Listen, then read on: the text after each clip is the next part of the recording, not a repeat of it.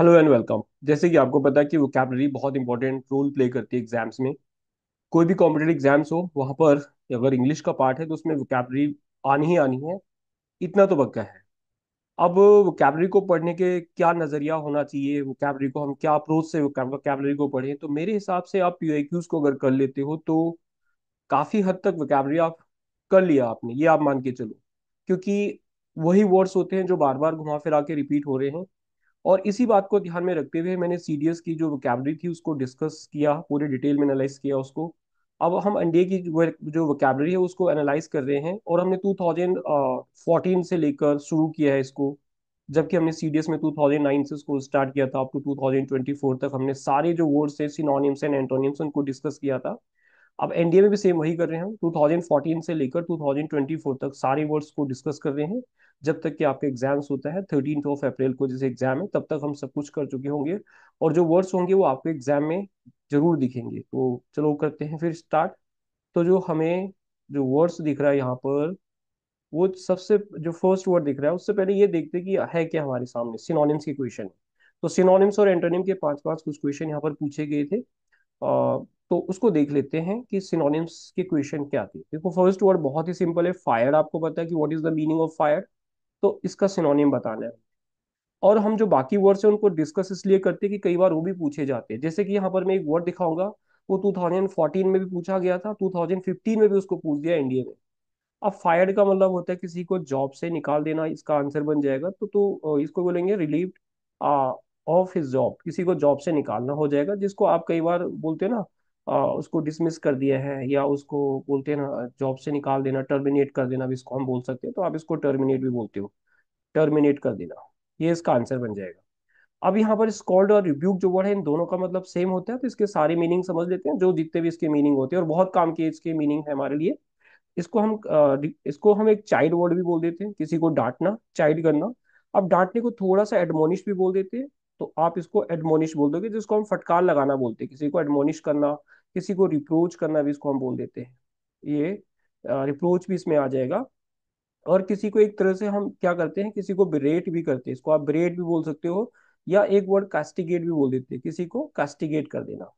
इस टाइप का जो वर्ड होगा ये होएगा। आप इसको रिप्रोच और रिप्रीमांड वगैरह भी बोल सकते हो, और एडमोनिश भी इसको आप बोल सकते हो। तो इस तरह का जो वर्ड होगा इसको हम बोलते हैं डांटना। तो ये वर्ड हमें अच्छे से समझ आ गया। और जितने भी वर्ड यहाँ पर देख रहे हैं, जैसे यहाँ पर ये एडमोनिश वर्ड दिख रहा है, कई बार एग्जाम में पूछा जाता है, इसका सिनोनिम पूछ लेते हैं। जैसे हम इसका जो सिनोनिम होता है वो क्या करते हैं, कमेंडेबल कर देते हैं, प्रेज वर्दी कर देते हैं, मेरिटोरियस कर देते हैं, एग्जाम्पलरी कर देते हैं। सारे वर्ड पूछे गए एग्जाम में अलग अलग टाइम पे।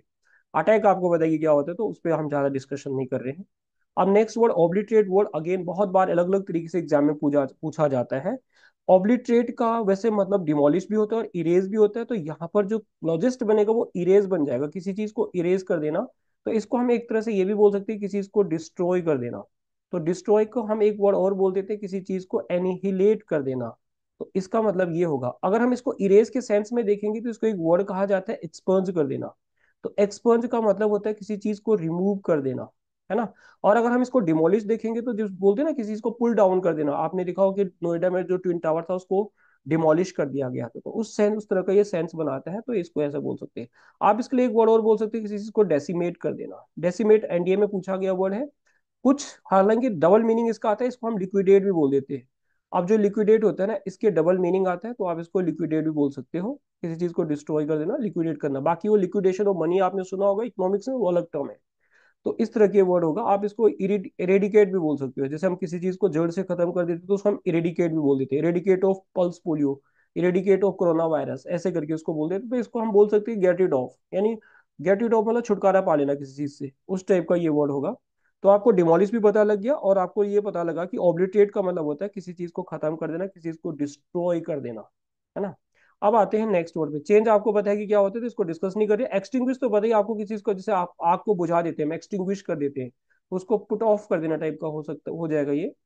अब हम नेक्स्ट जो वर्ड होगा 45, ये वर्ड देखते हैं।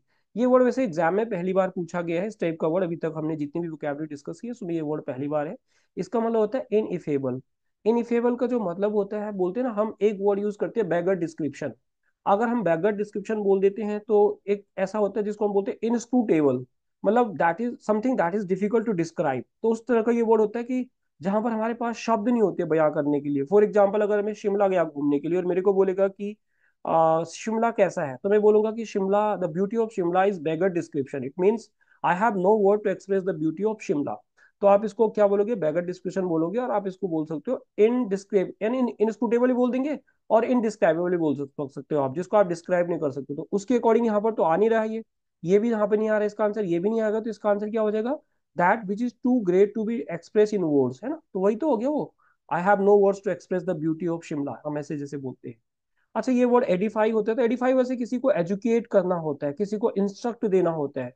और खास करके जो एडिफाई होता है ना, जब किसी को हम कोई मॉरल और इंटेलेक्चुअल जो लेक्चर देते हैं ना, उसको मॉरल और इंटेलेक्चुअल जो उसको एजुकेशन देते हैं, उस टाइप का ये वर्ड होता है। तो आप इसको एजुकेट भी बोल सकते हो, किसी को एजुकेट कर देना, किसी को एजुकेट कर देना, या किसी को टीच करने से रिलेटेड इसका मतलब बन जाएगा। तो आप इसको ऐसे बोल सकते हो। ठीक है, आंसर ये हो जाएगा। टेडियस आपको पता है बहुत बार रिपीट होता है, बहुत ही बोरिंग इसको बोल देते हैं हम, टेडियस को बोलते हैं ना, टेडियस टास्क है, बहुत ही बोरिंग है ये। आप इसको कुछ मोनोटोनस भी बोल सकते हो। मोनो मतलब सिंगल, टोन मतलब जो अपनी सिंगल टोन में रहता है। अब एक मोनोटोनस अगर आप इसको बोलते हो तो आप इसको डल भी बोल सकते हो। फिर डल के दो सेंस बनते हैं। वो जो एक मैंने इंडिया 2026 एनडीए का एक पेपर आएगा अभी, आई थिंक वो 2016 का फर्स्ट पेपर है, वहां पे डल पूछा गया था, एंटोनिम में पूछा गया था। तो डल का एंटोनिम बताना था वहां पर। तो आप इस तरह से वर्ड इसको बोल सकते हो। और सीडीएस में एक वर्ड पूछा गया था, हम ड्रम। तो हम ड्रम का मतलब भी कुछ इसी तरह से होता है। और आप इसको ना एक वर्ड बोलते हो जिसको हम डेरिरी बोल देते हैं, डेरिरी एक्सपीरियंस है ये, तो आप इसको डेरिरी भी बोल सकते हो। तो यहाँ पर अगर आप लिखना चाहते हो एक और वर्ड, तो इसको आप डेरिरी भी बोल सकते हो। और अगर इसको आप डेरिरी बोल रहे हो तो इसको आप वियरिंग भी बोल सकते हो, है ना। इस टाइप का जो वर्ड होता है, इसका मतलब हो गया जो बहुत ही बोरिंग टास्क होता है, टेडियस टास्क होता है, उसको हम बोलते हैं। अच्छा, एक्साइटिंग आपको पता है, एक्साइटिंग को हम एक वर्ड बोलते थे, पूछा गया वर्ड था ये, एक्सिलरेटिंग। ये बहुत ही एक्साइटिंग होता है ना, बहुत ही एक्सिलरेटिंग भी इसको बोल देते हैं हम। तो नेक्स्ट वर्ड पे चलते हैं, 47 पे। अगर हम 47 पे आते हैं तो हमें एंटोनिम का वर्ड यहाँ पे दिख रहा है, शेबिली का मतलब आपको पता है कि जो अनटाइडी होता है उस तरह का ये वर्ड होगा। तो अगर देखो, अब हमने शेबिली तो पता लगा लिया कि अनटाइडली होता है। मैं अगर इसको अनटाइडी लिखता हूँ ना, टाइडी लिखता हूँ, तो इसके आगे में अगर अनटाइडी बोलता हूँ तो मतलब जो क्लीन नहीं है, तो इसको अनटाइडली को हम फिल्दी भी बोल देते हो, जो गंदा है। तो आप इसको फिल्दी भी बोल सकते हो, है ना। डर्टी बोल देखो, फिल्दी का मतलब होता है डर्टी, आप इसको डर्टी बोल सकते हो, जो डर्टी है, जो डर्टी है मतलब जो गंदा है। तो इसका अगर हम उल्टा निकालेंगे तो हमने देखो, डिसेंट तो आपको पता है कि एक तो डिसेंट का एक मतलब होता है गुड, या डिसेंट को आप एथिकल भी बोल देते हो, बोलते हो कि डिसेंट बिहेवियर है उसका, एथिकल बिहेवियर है। या डिसेंट सैलरी बोलते हैं हम किसी को, तो हैंडसम सैलरी को डिसेंट सैलरी भी बोल देते हैं। तो ये इस तरह का वर्ड होता है डिसेंट। और इसको आप एक्सेप्टेबल बोल सकते हो, मतलब उसका जो बिहेवियर है वो कैसा है, एक्सेप्टेबल बिहेवियर है उसका, है ना, डिसेंट बिहेवियर है। तो डिसेंट आप समझ गए कि डिसेंट का दो मीनिंग हो सकते हैं, जैसे हम किसी को डिसेंट सैलरी बोलते हैं, या डिसेंट लुकिंग पर्सन है वो। तो आप इसको ऐसे समझ लो।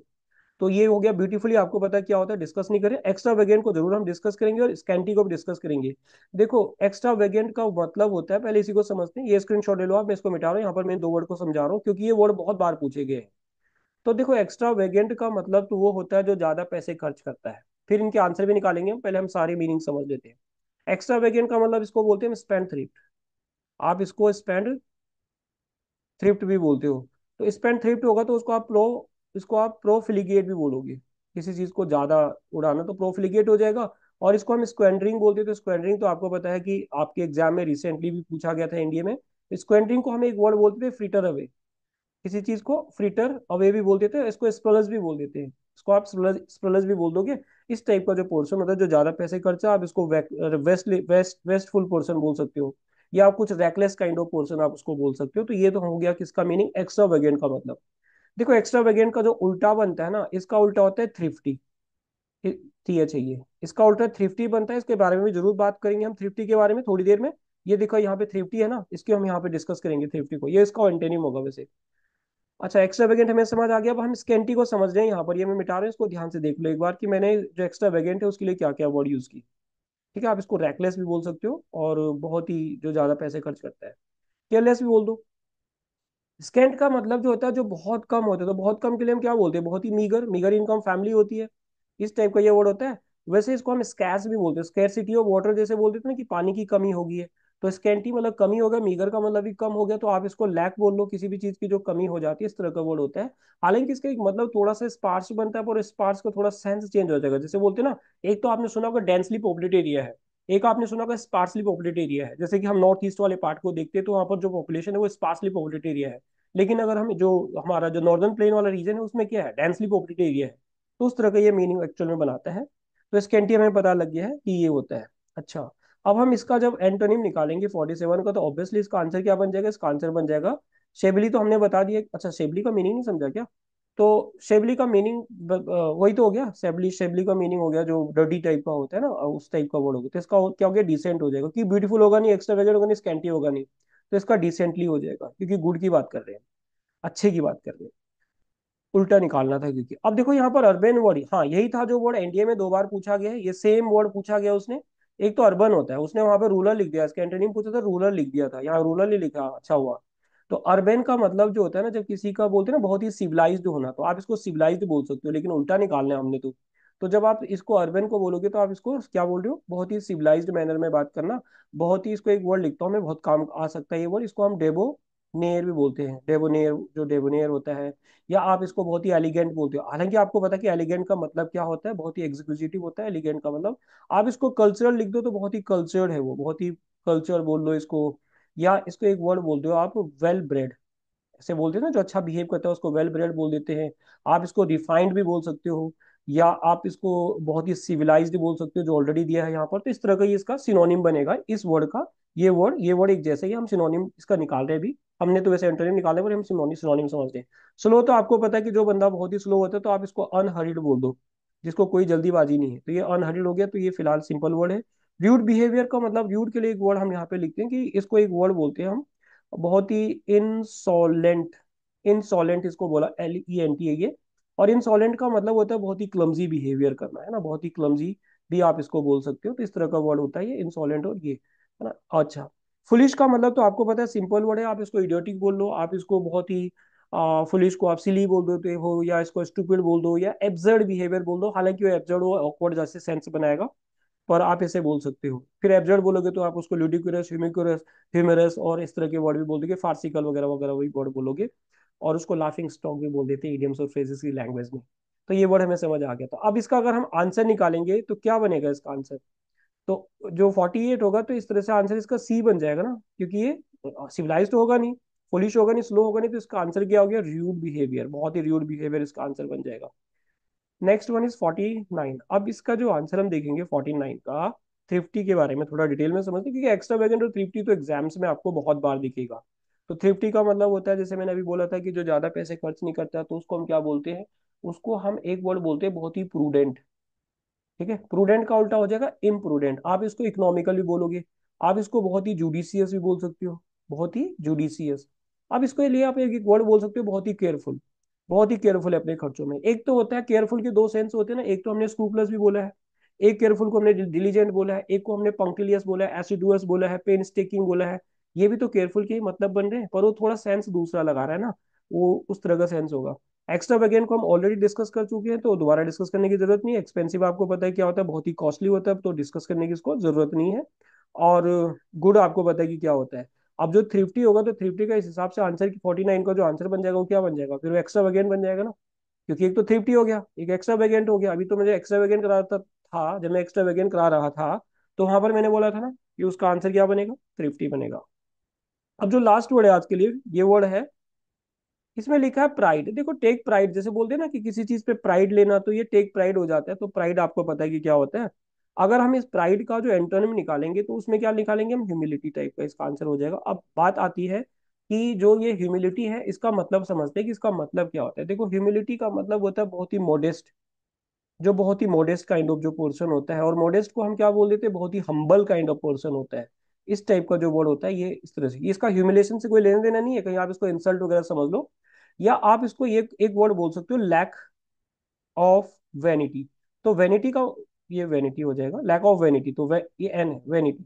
तो लैक ऑफ वेनिटी का मतलब जो बंदा ज्यादा प्राउड ही नहीं है, मतलब कि पॉम्पस टाइप का बंदा नहीं है वो, तो उसको हम बोल देते हैं। तो प्राइड आपको पता है कि टू टेक प्राइड ऑफ, इस तरह का ये वर्ड होगा। तो उल्टा, इसका उल्टा क्या बन जाएगा, इसका उल्टा बन जाएगा ह्यूमिलिटी। अब लवीनेस आपको पता है, सबमिशन, यील्डिंग करना, किसी के सामने सरेंडर कर देना, किसी के सामने। ओबिडेंस टाइप का भी इसका आंसर बन जाएगा। सबमिशन और ओबिडेंस बिल्कुल सेम बन जाएंगे। तो ओबिडेंस और सबमिशन का मतलब क्या हो गया कि आपने किसी के सामने यील्ड कर लिया। तो इसके लिए एक वर्ड लिखता हूँ मैं, बहुत काम आ जाएगा आपका, इस वर्ड को ध्यान से समझ लेना। इसको हम बोल देते हैं कंप्लेंस। इसको कंप्लेंस भी बोल देते हैं, कंप्लेंस करना है ना, वो जो जो जैसे कंपनी के रूल्स होते हैं उसको हम कंप्लेंस करते हैं, उसको हम अधेयर करते हैं, जो भी रूल होते हैं, तो उस तरह का वर्ड होता है। तो इसको आप कैपुचुलेशन भी बोल सकते हो, और एक्सेप्टेंस भी इसको आप बोल सकते हो। तो आपको आंसर पता लग गया 50 का आंसर क्या है। और उसके बाद यही 50 जो सिनोनिम, और क्योंकि इतने क्वेश्चन इसमें थे, तो मैं ये उम्मीद करता हूँ कि आपको ये जो वीडियो है ये पसंद आई होगी। तो आज के लिए इतना ही रहेगा। तो मैं आगे जो हम नेक्स्ट टाइप होगा उसमें हम 16 के फर्स्ट और सेकंड को डिस्कस कर लेंगे, क्योंकि आज नहीं, 15 के भी हमें सेकंड भी डिस्कस करना है। ये 15 के फर्स्ट हमने डिस्कस किया था, सिनोनिम और एंटोनिम में वहाँ पे बहुत कम थे। और आगे देखते हैं कि आगे कितने क्वेश्चन होंगे, वो नेक्स्ट उसमें हम डिस्कस करेंगे। तो इतना ही रहेगा आज के लिए। आई होप ये वीडियो आपको पसंद आई होगी। अगर आई है तो आप लाइक शेयर सब्सक्राइब जरूर कर सकते हो। मिलते हैं फिर अगली वीडियो में, तब तक के लिए बाय एंड जय हिंद।